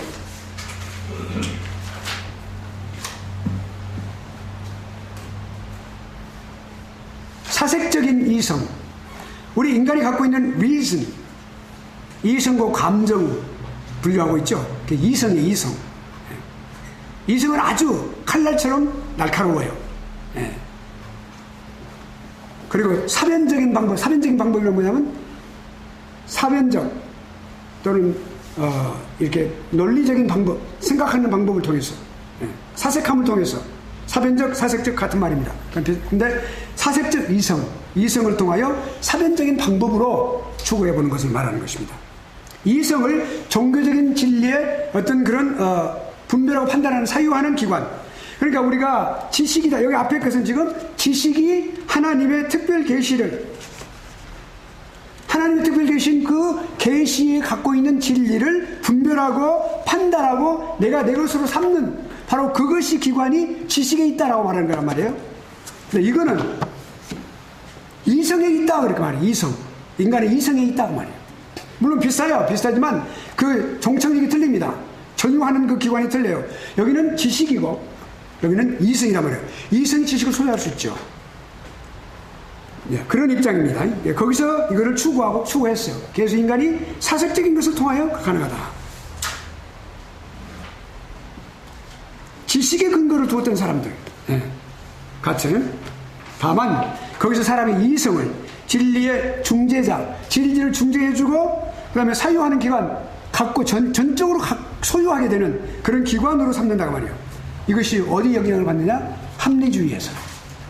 합리주의는 이성과 아주 직결되어 있어요. 그러니까 이성적인 판단으로 올바르게 그 도리에 따라서 판단하고 그 결정하고 나아가는 사상을 말할 때 합리주의라고 말해요. 합리주의를 제가 설명했죠. 자, 그러면 봅시다. 역사적인 설명 어떻게 됩니까? 합리주의는 자연주의, 자연신교가 뭡니까? 자연이 절대자라고 말하는 것이죠. 예.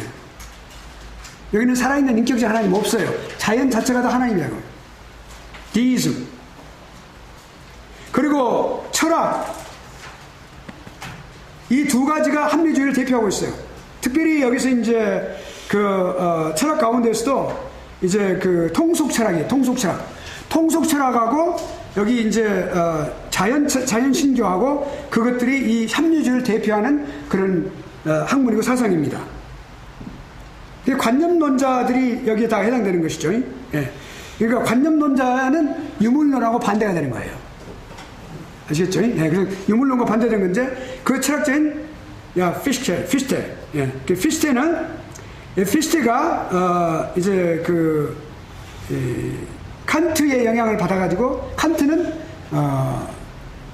순수 이성을 비판했죠. 그리고 실천 이성으로 이것을 고쳐야 된다. 이제 그렇게 해서 이제 그 이성주의의 아주 이성에 대해서 이성의 아주 제일주의로 삼았던 그 아주 중요한 대표이고 또한 그렇게 선구자라고 볼 수 있는데 그 사람의 사상을 이어받았어요. 예, 관념론을 대표하는 사상가가 되었어요. 예, 그리고 나중에 칸트와 헤겔이 관념론의 또 주자죠. 관념론, 예, 헤겔이요. 그러니까 근데 거기까지 이렇게 연결하는 다리 역할을 했던 사람이 통속철학, 예, 통속철학에 아주 중요한 그런 주라고 볼 수 있어요. 통속철학이 아까 말씀드린 대로 칸트 이르기까지 개몽기간에 일반 대중이 시학을 너무 어려워하니까 이걸 쉽게 좀 하자. 그들이 좀 이해하게끔 하자. 예, 그래서 그렇게 하고 그래서 쉽도록 쉽게 통속화시킨 그런 데서 통속 철학이라는 말이 나왔어요. 그래서 거기 이제 그런 사람인데 그렇게 해서 뭐냐면 어떤 객관적인 어떤 그런 규범적인 규범 이거를 부인했어요. 객관적인 규범이라는 건 뭐냐면 곧 하나님의 말씀이 객관성을 가진 객관적인 겁니다. 하나님의 말씀을 바탕으로 한 어떤 규범, 우리에게 어떤 인생에 있어서 규범이 되는 것, 그걸 말하는데 그걸 부인했어요. 그러니까 특별 계시를 부인하는 겁니다. 이 사람들의 중요한 특징은 뭐냐면 공통된 점 뭐냐면 특별 계시를 신적인 권위를 부인하는 거다. 여기서 마찬가지. 이성을 존중하고 있기 때문에 주관적인 마음이다. 그러니까 지금 말하자면 외적인 모든 보이는 것들 세계는 내 안에 있는 내 마음의 사물들이다 이렇게 말하는 것이니까 주관적인 그 마음. 예. 또 이제 헤겔, 예, 아까 말씀드린 도 여기 18세기부터 19세기까지 중반까지 살았던 사람, 그런 대표하는 인물인데요. 그러니까 자 여기 이제 논리적인 합리론 그렇게 이제 윤리적인 합리론 이렇게 했던 사람 이렇게 뭐 그냥 기억하면 되겠고요. 그다음에 헤겔은 이성만이 아주 그 종교의 깊은 것을 이해할 수 있다 이렇게 말을 했어요. 이성은 우리 종교에 대해서 깊이 이해할 수 없습니다. 왜냐하면 인간의 이성은 한계가 있거든요. 여기 딱 이렇게 정해져 있거든요. 이렇게. 예. 종교는 기독교는 이렇게 이런 하나님 모든 계시를 포함하고 있습니다. 근데 이것으로 종교를 특정 지을 수 없는 거죠. 네. 그렇다고 말을 했어요. 아닐 수 있다. 그러니까 여기 지금 지식이라든지 또는 이성을 위주하는 사람들은 여기서 시작해요. 이성이라는 자아 중심부터 시작해가지고 확대시키는 거예요. 그러나 신앙의 원리는 객관적인 계시를 통하여 우리에게 오는 거예요. 이렇게. 우리가 리시브하는 거예요. 이것은 자가 발생적으로 발생해서 확정이 나가는 것을 말하는 것이죠. 그건 이것을 정반대란 말이죠. 네. 헤아릴 수 있다 그런 말이죠. 그리고 어떤 종교적인 어떤 교리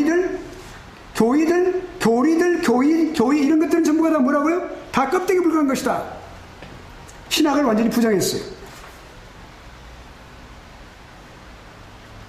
그러니까 그걸 다 제거해버리자. 그 핵심적인 개념을 발견하자. 그것이 철학의 과제다 그랬어요. 철학은 종교를 규제하고 규명하고 define 할 수 없습니다. 여기 이성의 한계의 모범이기 때문에. 네. 그러니까 철학은 일반 계시의 산물이기 때문에 특별 계시를 이해할 수 없어요. 근데 할 수 있다라고 말을 했어요. 그러니까 이 사람들의 특징은 뭐냐면 자연 계시의 산물인 일반 학문을 어디까지 해서 특별 계시를 이해하고 조정할 수 있고 거기에 세울 수 있는 데까지 확대시키는 것을 말하는 것이죠. 그러니까 철학이 그런 궁극적 철학을 그렇게 신학을 철학으로 만들어가는 그런 우리 말하는데, 그래서 삼위일체라든지 성육신, 속죄의 교리 이런 위대한 진리들 다 전부 뭐예요? 철학적으로 이것은 봐야 된다. 그 대상으로 다 끌어내렸어요. 신학을 하는 분들에게 있어서 철학을 반드시 그것은 이렇게 리퀘어먼트는 아닙니다. 그런데 그거 하면 도움이 된다라고 말했어요. 그걸 뭘 의미하냐면 신학 이전에 철학을 이해하는 것은 인간의 학문을 이해함으로써, 인간의 학문의 총화인 철학을 이해함으로써 신학을 이해할 수 있는 그런 지름길이 되기 때문에 그렇다는 말인데요. 여기 중요한 것은 말이 그거예요. 지금 여기서 지금 뭐라고 말합니까? 예. 철학적인 사고의 대상으로 기독교의 모든 중요한 위대한 진리들을 철학적으로 사고할 수 있는 대상으로 삼아버린 거란 말이에요.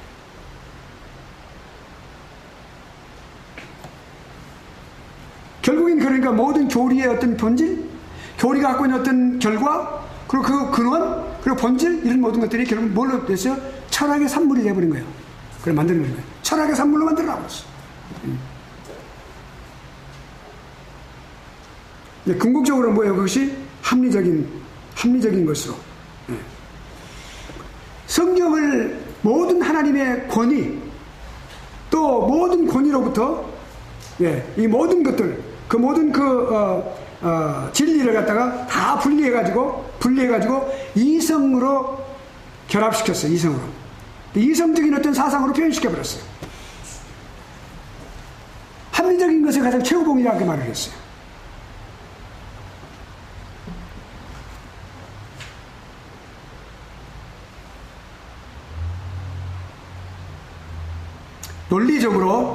논리적으로 그것을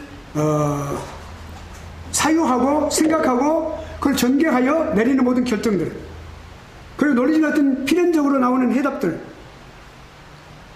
모든 것들이 다 종교 문제에 있어서, 기독교 안에 문제에 있어서 그런 진리의 표준이 되어버린 란 말이죠. 그러니까 기독교의 종교의 진리를 일반적인 학문의 대상으로 끌어내려서 일반화시켜버렸어요.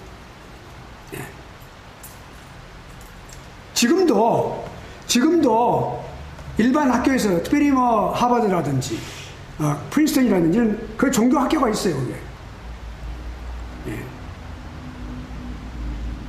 그렇게 하고 있어요. 학교 그 강의 제목을 갖다가 The rise of Christianity 딱 그래요. 그러니까 기독교의 중흥이라고 딱 해놓고 결국 뭘 말하냐면 기독교에 대해서 계속 처음부터 끝까지 한 학기 동안 계속해서 기독교를 계속해서 파헤치고 깨뜨리고 그리고 인간화시키고 이성화시켜서 그걸 갖다 논리시켜서 일반 학문화시켜버려요. 신학관에 놓고 종교학관에 있어요. 그렇게 됐어요. 그것이 바로 이 사람들의 이런 것에 하나의 열매라고 볼 수가 있고요. 지금도 그거 진행되고 있단 말이에요. PhD를 받은 사람들이에요. 그러니까 우리가 신앙을 하면서 그런 부분에 대해서 우리가 안테나를 높이 세워야 됩니다. 그래서 무장해서 해야 됩니다. 자, 그러면 비평을 봅시다. 이미 여기서 많은 비평이 들어가 있었지만 구체적인 비평을 한번 우리가 이제 그 지혜로운 학자들의 그 지혜를 통해서 우리가 또 한번 보도록 합시오. 자, 이런 이성을 통한 사변적인 방법, 또 역사적인 변증 방법, 이런 이성 동안 사변적인 방법, 지금 이 방법을 말하는 것이죠. 이 방법은 역사적인 그런 변증법 방법은 유리한 점을 갖고 있어요. 유리한 고지에 있어요. 18세기에 그 진리의 척도를 말할 때 명료성, clearness 또는 명료성이라고 말하기도 하고 명확성, 또 여러 가지 번역을 많이 합니다만은 명료성이라는 단어가 제가 해보니까 제일 이 단어가 가장 적절하다고 그래서 제가 이렇게 번역을 했는데, 명료성이라는 것은 그 어떤 합리주의자들이 말하고 있는 어떤 그 개념을 말할 때 분명하게 명료성이 생명이었어요. 18세기는 또 그 이제 계몽주의에서 있어요. enlightenment. 그 계몽주의에서 있어서 그 중요한 것이 뭐냐면 명료성이에요. 명료성.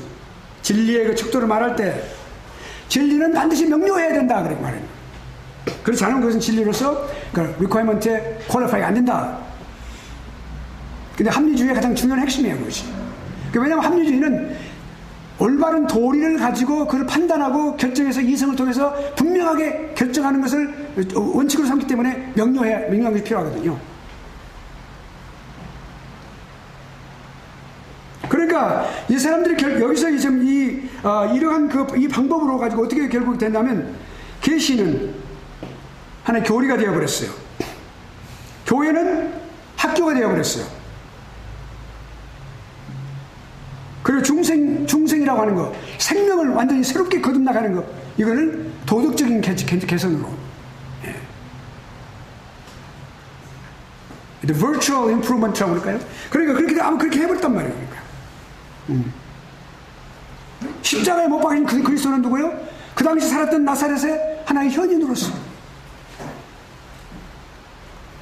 세이지가 뭐예요? 세이지란 말은 현인이라는 뜻이에요. 현자. 인자, 현자. 예수님은 자신을 말씀할 때 인자, 사람 인자를 쓰셨어요. 거룩한 인자가 아니고.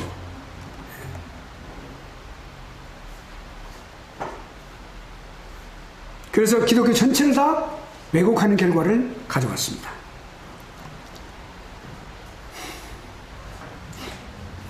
결국엔 교양을 가진 그 사람들, 자신을 말할 때 철학으로 교양화된 사람들이죠. 교화된 사람들이겠죠. 그 철학으로 교양이 있는 그 사람들이 결국에 어떻게 해요? 계시와 기독교를 어떻게, 교회와 신앙을 다 모욕하고 다 외면했어요. 그러니까 여기 우리가 말하는 이런 이성을 통한 사변적인 방법, 사색적인 방법, 명료성에 대한 요구를 뭐예요?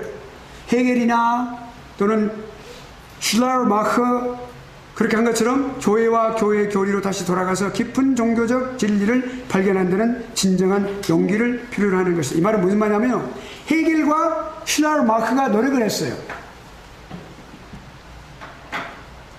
노력을 해가지고 교회와 교회의 교리로 다시 돌아가도록 해보자. 다음에 나옵니다. 이제 슐라르마흐는 나중에 경험적인 부분에서 자기가 세월도 노력했던 게 나와요.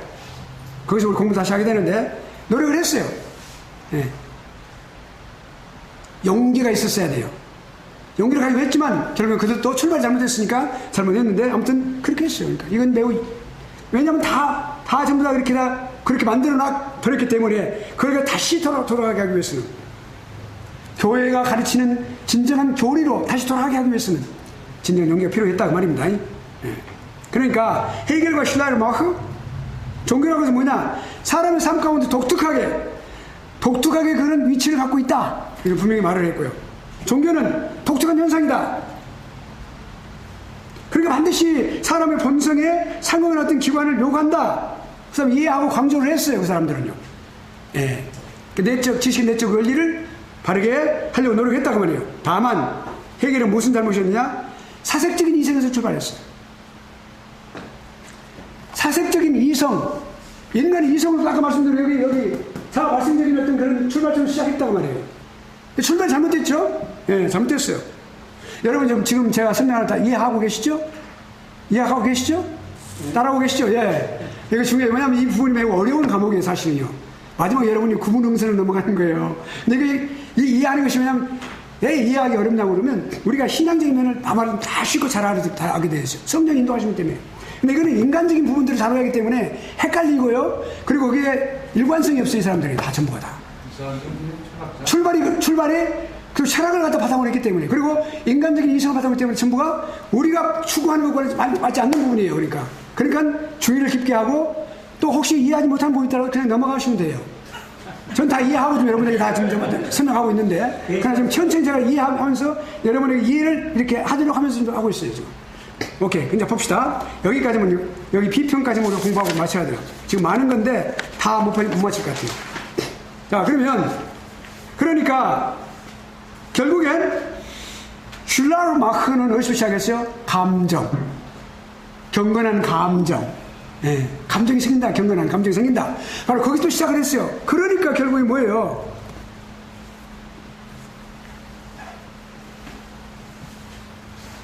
많이 이런 통속적인 부분들 잘못된 것을 지적하고 많이 했어요. 출발은 그렇게 했지만. 예. 100%는 그러니까 아까 말했던 역사적 변증 방법보다는 이성을 통한 성 방법이 더 그런 유리한 위치에 있다는 말이 그 말입니다. 그래도 다 그나마 말이죠. 예. 객관적인 거, 주관적인 것을 조화해야 된다, 조화를 갖춰야 된다라고 지적은 했어요. 예. 슐레마크도 그렇고, 예, 둘이 그랬어요. 두 사람이 오류를 범했습니다. 그러나 그들이 그것을 분명하게 이 종교에 관한 그런 어떤 신앙에 관한 그 분명한 어떤 기관을 우리에게서 내적인 그런 기관을 필요성을 강조했을 때 중요한 문제는 뭐예요? 신앙 연구를 하면서 그렇게 해야 된다라고 주의를 촉구한 것은 사실이에요.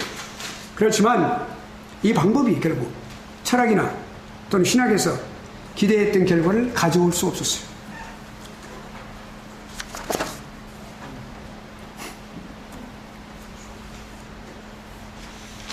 자, 헤겔과 슐라르마흐는 서로 조화돼야 된다. 그렇게 하고 오히려 더 같이 가가지고 뭐라 하냐면 여기 뭐예요? 자, 객관적인 것과 주관적인 것이 서로 조화를 이루는다 그렇게 했는데 거기까지 더 나아가서는 객관적인 것과 주관적인 것은 하나다라고 말을 했어요. 또 여기서 큰 오류를 범하게 된 겁니다. 가장 잘못을 범하고 싶어요. 그러니까 사람들의 생각은 우리가 성령 인도하심 받지 않으면 그런 어떤 좋은 어떤 그런 생각과 잘 되어진 그런 동기가 있다 할지라도 잘못된 데로 가게 돼 있어요. 그러니까 결론을 잘못 내리게 되는 겁니다. 여호와는 우리의 발등상에 등불이 되시고 우리 가는 길에 빛이 되시는데 인도함을 받지 않으면 그렇게 못 가는 거예요. 구덩이에 빠질 수 있고 반드시 빛을 향해 가야 되는데 딴 데로 가게 된단 말이죠. 자기 그림자를 보고 자기 그 중요한 것인 줄 알고 그 따라 그 빛을 등지고 가게 된단 말이죠. 어떤 데는 잘못 바로 그거예요. 자, 뭡니까? 질문이 뭡니까? 여기 어떤 것이 존재하기 때문에 우리가 그걸 생각하는가?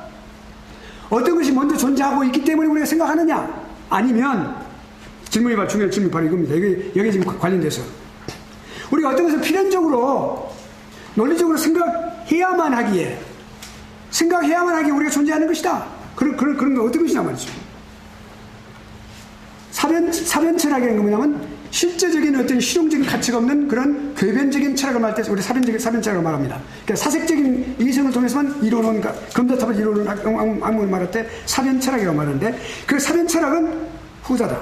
그러니까 뭐라고 말해요? 그러니까 논리적으로 생각해야만 하기 때문에 우리가 존재한다 그랬어요. 그러니까 논리적으로 생각하는 것을 위하여 존재한다 그렇게 말하는 거죠. 그 철학의 대답이라고 해요. 그러나 보세요. 생각하는 것과 존재하는 것 사이는 일치점은 있긴 있어요. 그러나 본질적으로는 차이가 있습니다. 생각하는 것과 존재하는 것은 본질적으로 다른 것이에요. 존재하면서 생각하는 거 일치할 수 있어요. 그러나 반드시 그 본질적인 것은 다르다. 본질은 다르단 말이에요. 그렇죠? 모든 피조물의 존재는 뭐예요? 사고, 생각하는 것이 있어요. 결국엔 생각하는 것이 있는데 생각하는 것이 아니라 그것을 움직이는 힘이 중요한 거예요. 결국에 힘을 가진 행동. 그러니까 여러분 지금 제가 아무리 제가 이 요리신학을 제가 연구하고 공부하고 학자들의 그 모든 것을 생각해보고 했다 할지라도 제가 이것을 뭐 혼자 가지고만 있으면 됩니까? 강의를 해야 되겠죠. 다른 교수들도 마찬가지고 학우들이 학교에서 이제 공부를 해가지고 생각 많이 해요. 근데 그것을 여러분의 사역에 실천이 안 되면 아무 소용이 없겠죠. 여러분이 사역에 실천 안 되면 여러분이 삶 가운데 그게 적용 안 되면 아무것도 아니 되겠죠. 만약 그렇지 않다면 그것은 사변 신학에 불과하단 말이에요. 그러니까 제가 강조하는 것은 여러분이 적용을 해야 한단 말이에요. 적용을 해야 된단 말이죠. 적용이 중요한 겁니다. 그러니까 행동이 중요한 거예요. 행동. 뭘 말합니까? 창조에 대해서 한번 생각해 봅시다. 창조. 하나님의 생각은 있었어요. 이 우주를 창조하는 것이 하나님의 계획 안에 있었어요. 만일에 그것이 하나님의 계획 안에 있었다면 아무것도 안 일어나는 것이죠. 그 말씀으로 창세기를 빛이 있으라부터 시작해서 창조하신 거예요. 여기가 차이가 있는 거란 말이죠. 본질은 뭐예요? 사물들의 본질은 뭐냐면 하나님의 생각으로부터 시작되지만 결국엔 그 존재가 어디가 있어요? 그 생각하는 것이 있지만 하나님의 생각이 들어있지만 존재는 하나님께서 창조함으로써 그것이 이루어진 것이죠. 그렇죠? 그리고 존재와 사고는 다른 거예요. 사실 본질적으로 하나님의 뜻에 의해서 존재가 되어진단 말이에요. 그것이 창조라는 행위를 통해서. 그러니까 사람의 존재는 뭡니까? 사람의 생각은 뭡니까? 반드시 존재가 있음으로써 생각이 가능한 것이에요. 왜 철학자들 대답은 잘못된 것이죠. 철학자들은 우리가 사고하기 위해서 존재한다 그랬단 말이죠. 그러니까 우리 대답은 뭡니까? 이 신학의 올바른 대답은 우리가 존재함으로써 우리가 사고하게 된 것이다. 근데 그것이 이 슐라르마흐 또 여기 헤겔 잘못된 그런 결론을 가져왔단 말이죠. 그러니까 이것은 잘못된 방법이다 라고 하는 것을 우리가 알 수가 있어요. 그러니까 아주 헤겔과 이런 슐라르마흐를 중심으로 해서 이런 칸트라든지 또는 피슈테라든지 이런 사람들이 그렇게 많이 노력을 했지만 기치를 내걸고 오케이 이거는 역사적인 변증법 없으면 지식으로만 안 되니까 우리가 이성을 통해 시작해보자. 그리고 그걸 세워보자. 기치를 내걸었지만 결국엔 우리가 조금 표현이 그럽니다. 도람이 탑으로 된 거예요. 그러니까 예. 철학의 가장 중요한 대답은 허무요 없어요. 존재에 대한 것을 발견하지 못했어요. 그러니까 이 방법을 통해서 실질적으로 철학을 바꾸는 의료법에서 신학을 철학으로 바꾸어보세요. 철학이 아니라 철학으로요. 의료. 오자가 나왔어요. 결국엔 신학을 갖다가 철학화 시켜버렸어요. 철학의 대상으로 삼고 철학으로 답변을 내려고. 그러니까 십자가의 도가 뭐예요? 멸망하는 자들에게는 어리석은 거죠. 남아있는 거예요. 그렇다는 것이. 이 말은 누가 있냐면요. 하나님 말씀이잖아요. 근데 그 고린도후서 1장의 말씀이죠. 헬마 바빙크가 그래서 그렇게 이용을 했어요. 훌륭한 학자예요. 그러니까 우리가 이 방법은 하나님 계시의 객관적인 기초를 포기했어요. 객관적인 지식, 객관적인 계시 분명히 달라요. 주관적인 거 분명히 그 조화를 이루어야 하는데 일치시켜버렸으니까 주관적인 것에 일치시켜버렸어요. 그러니까 계시가 사라져버린 거예요. 기초를 포기해버렸어요. 신학의 실제적인 체계를 세우는데 성공할 수 없었습니다. 5분 더 했어요. 근데 아까 시작할 때 5분 전에 시작했으니까 정확하게 끝냈네요. 여기까지 됐습니다. 질문 있습니까? 여러분 제가 쉽게 설명했어요. 아주 쉽게 설명하고 쉽게 설명하면 땀 안 나요. 저는. 네. 어렵게 설명할 때 제가 땀 많이 나는데 쉽게 해서 잘 알아들으시는 줄 믿고 우리가 여기까지 공부했어요. 이제 그러면 질문 없는 줄 알고 다음 시간에는 우리가 이제 경건한 감정, 경건한 감정에 대해서 이제 감정에 대해서 슐라르마흐가 또 나와요. 그분 계속 많이 나옵니다. 그리고 그 다음에 이제 도덕적 의식, 윤리적인 그런 심리학적인 방법, 그거 하고 나서 마지막으로 이제 결론은 우리가 신앙, 올바른 내적 지식의 올바른 내적 원리는 뭐예요? 신앙이에요. 신앙. 그 신앙이 과연 근거는 무엇이고, 무엇이 무엇이냐에 대해서 우리가 공부하고 이제 이번 학기 우리 틴데일 국제대학의 우리 과목을 마치도록 다음 주에. 그리고 여러분 이제 여기까지 마치겠습니다.